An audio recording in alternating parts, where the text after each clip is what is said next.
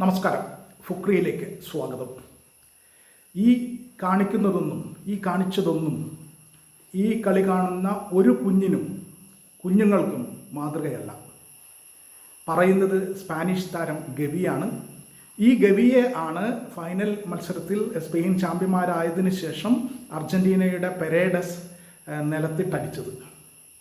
ഗവി അതിനുശേഷം ഒന്നും പ്രതികരിച്ചിട്ടുണ്ടായിരുന്നില്ല ഇതുവരെ മാധ്യമങ്ങളോട്. ഇപ്പോൾ ഗവി പ്രതികരിച്ചിരിക്കുന്നു. ഈ കാണിച്ചതൊന്നും സ്പോർട്സ്മാൻഷിപ്പിന് ഭാഗമല്ല.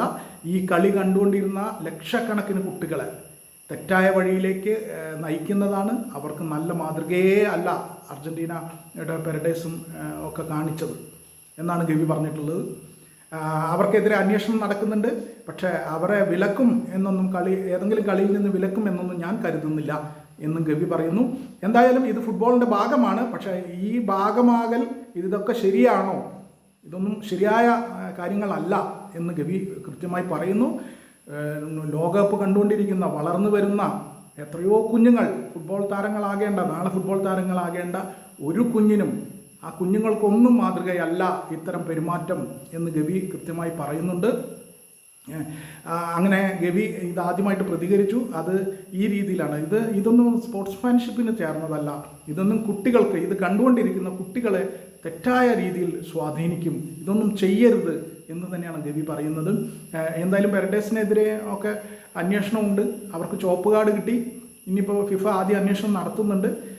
അന്വേഷണത്തിൽ അവരെ വിലക്കേർപ്പെടുത്തും എന്നൊന്നും ഞാൻ കരുതുന്നില്ല എന്ന് ഗവി പറയുന്നു.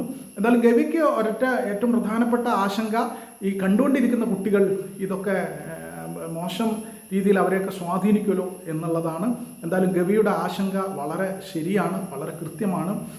ഈ കാണുന്ന കുട്ടികൾ ഇതെങ്ങനെ അവർ മിസ്ലീഡ് ചെയ്യും എന്നുള്ളത് പറയാൻ വയ്യ. മുമ്പ് സിനദിൻ സിദാൻ 2006 ലോകകപ്പിൽ മാർക്കോ മട്രാസിയെ തലകൊണ്ട് ഇടിച്ചു വീഴ്ത്തിയതിന് ശേഷം ചുവപ്പ് കാർഡ് കിട്ടി പുറത്തുപോയി. പിന്നീട് ദിവസങ്ങൾക്ക് ശേഷം അദ്ദേഹം മാധ്യമങ്ങളോട് പ്രതികരിച്ചപ്പോൾ അദ്ദേഹം ലോകത്തോട് മാപ്പ് പറഞ്ഞു. എന്തിനാണ് മാപ്പ് പറഞ്ഞത്? ഇത് കണ്ടുകൊണ്ടിരുന്ന കുട്ടികൾക്ക് ഇതൊരു തെറ്റായ മാതൃകയായിരുന്നു എന്ന് ഞാൻ അംഗീകരിക്കുന്നു.